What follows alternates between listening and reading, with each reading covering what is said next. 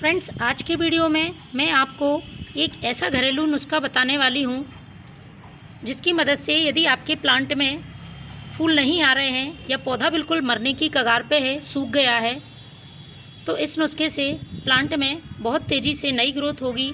मरता हुआ पौधा भी हरा भरा हो जाएगा और पौधे में बहुत अच्छी मात्रा में फूल आने लगेंगे।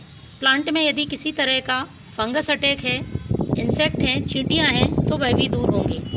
आप मेरा ये रोज़ प्लांट देख रहे हैं, ये पूरी तरह से ख़त्म हो चुका था। इसमें पूरे प्लांट पर फंगस लग चुका था। आप इसका स्टेम अभी देख रहे हैं, पूरी तरह से काला है, ये देखिए। और इस स्टेम में चारों तरफ फंगस लगा है। पूरा प्लांट साइड से सूख चुका था, लेकिन मैंने 15 दिन पहले इस नुस्खे को इस प्लांट पर आजमाया और मरता हुआ पौधा भी, ये देखिए, नई ग्रोथ शुरू करने लगा है।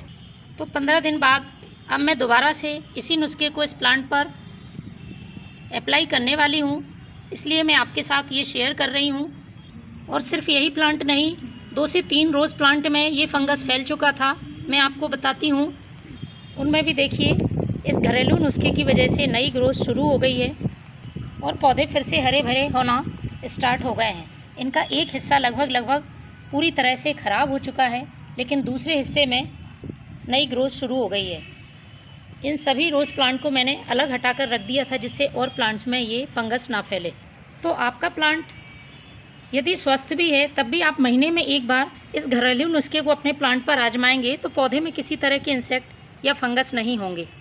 सभी प्लांट पर आप इसका यूज़ कर सकते हैं।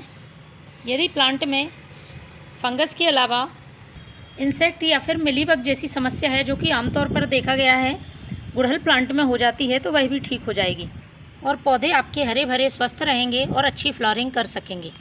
यदि आपने सब्जियां लगा रखी हैं तो आप उन पर भी इसका यूज़ कर सकते हैं, क्योंकि सब्जियों वाले प्लांट में भी बहुत जल्दी फंगस और इंसेक्ट अटैक होता है। बिल्कुल घरेलू नुस्खा है, यदि आप सही क्वांटिटी में इसका यूज़ करते हैं तो प्लांट पर किसी तरह का नुकसान नहीं करता है। यदि आप स्वस्थ प्लांट पर इसका यूज़ कर रहे हैं तो महीने में एक बार यूज़ करें, और यदि आपके प्लांट में फंगस है तो 15 दिन में एक बार इसका यूज़ करें। तो चलिए शुरू करते हैं, किस तरह से इसको हमें तैयार करना है और अपने प्लांट पर यूज़ करना है। सारी चीज़ें आपको जानना ज़रूरी है, इसलिए वीडियो को पूरा देखें, तभी ये नुस्खा कारगर होगा और आपके प्लांट पर असर करेगा। तो मैं प्लांट के लिए एक स्प्रे तैयार करूँगी। इसके लिए हमें लेना है पानी। पानी की मात्रा आप अपने प्लांट की संख्या के हिसाब से कम ज़्यादा रख सकते हैं। मैं 1 लीटर पानी में ये स्प्रे तैयार कर रही हूँ। उसी हिसाब से आप अपने प्लांट में सारी चीज़ों की मात्रा को कम ज़्यादा कर लें। तो मैं ले रही हूँ सबसे पहले बेकिंग सोडा, जिसे हम खाने वाला सोडा भी कहते हैं। ये हम सभी की किचन में आसानी से मिल जाता है।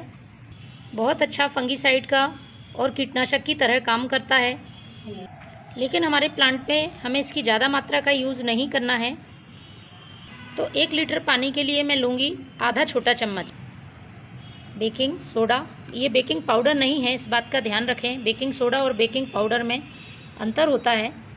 इसको हमें पानी में डाल देना है। इसके बाद दूसरी चीज़ जो यूज़ करनी है, ये शैम्पू। आप किसी भी शैम्पू का इस्तेमाल कर सकते हैं। तो इसको मैं कट कर लेती हूँ। इस तरह से हमें 5 से 6 बूंदें शैम्पू की डाल देनी है। अब इसमें तीसरी चीज़ मैं इस्तेमाल करूँगी, वो है ये ऑयल। ऑयल में आप किसी भी ऑयल का इस्तेमाल कर सकते हैं। वेजिटेबल ऑयल ले सकते हैं या फिर नीम ऑयल हो तो और भी अच्छा है।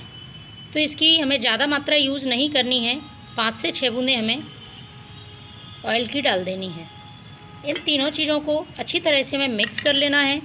मिक्स करने के बाद ये स्प्रे तैयार है, लेकिन इसको स्प्रे करने से पहले आपको कुछ बातों का ध्यान रखना है। पहले वो जान लीजिए, उसके बाद ही आपको अपने प्लांट पर इसका स्प्रे करना है। तो स्प्रे करने से पहले सबसे पहला काम करना है, आपको अपने प्लांट में जो भी इन्फेक्टेड ब्रांचेज़ हैं या लीव्स हैं, उनको हटा देना है। पूरी तरह से आप उनको कट कर दें। उनके ऊपर स्प्रे करने से हमें कोई फ़ायदा नहीं होगा और हमारा जो स्वस्थ प्लांट है उस पर भी ये फंगस फैल जाएगा। देखिए, मैंने पूरा प्लांट कट कर दिया था 15 दिन पहले, उसके बाद स्प्रे किया था, तो प्लांट दोबारा से ग्रोथ करना शुरू कर दिया। यदि आप स्वस्थ प्लांट पर इसका स्प्रे कर रहे हैं तो ध्यान रखें प्लांट में बहुत तेज़ धूप में स्प्रे नहीं करना है। आप सुबह या शाम के समय स्प्रे करें, क्योंकि तेज़ धूप में प्लांट जलने का, पत्तियां जलने का डर रहता है। तीसरी बात, यदि आप हेल्दी प्लांट में स्प्रे कर रहे हैं तो बार बार रिपीट नहीं करना है, महीने में एक बार ही करें। लेकिन यदि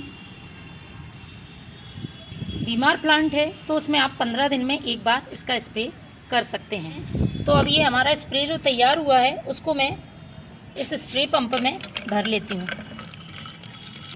इसको भरने के बाद अब आपको अपने पूरे प्लांट पर इसका स्प्रे कर देना है। Thank you.